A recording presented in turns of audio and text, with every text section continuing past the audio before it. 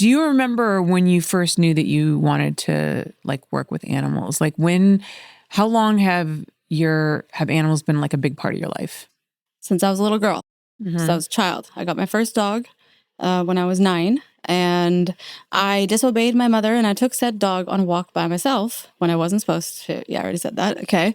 And the dog got attacked by another dog. It was very traumatic. Oh, no. I was in deep shit with my mom.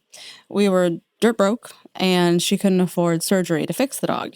And I was really upset about it because this was my dog. Yeah.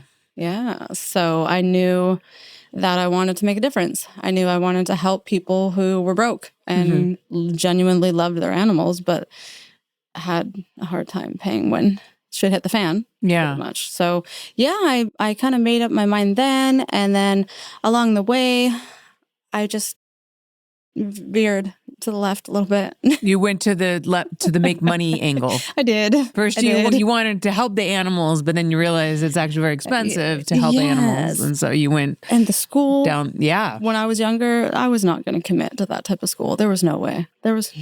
So you wanted to be. I feel like every kid wants to be a vet growing up because like all kids love animals, and it sounds like such a cool like job. Yeah. Did you want to be a vet from that moment or was it did. Earlier? Okay. So from when I was 9, that's when I realized what I wanted to do. But then once I got into high school and realized I wasn't interested in school, things were like, I changed my mind. But so once I graduated high school, I was trying to figure out what to do. I was working as like reception. I worked in offices for like car dealerships and water companies, random things. And I actually went to school to become a veterinary technician instead because that was easier. Definitely a reachable goal. I mean, veterinary school, you have to go to vet school, I think, it's longer than it is to be a doctor, right? I don't know. I'm pretty sure it's like more schooling. I don't know how much a doctor is, but vet school is 4 years for a bachelor's and then 4 years for vet school. Right. I don't know what med school is. Well, I think it depends on like what specific route you take, right? Like you get you get a general medical degree and then like, obviously if you want to specialize in neuroscience, it's like a whole different thing, but. Right. It's a lot. As I'm learning now, it's a lot. But back then, I was not interested in committing to that whatsoever. I wanted to be my age. I wanted to party. Yeah, I get it. I did. I get it. You know, it's funny. I also wanted to be a vet when I was a kid. Oh, like, really? Big surprise. And I'm somebody who's really hard on themselves about like achieving things.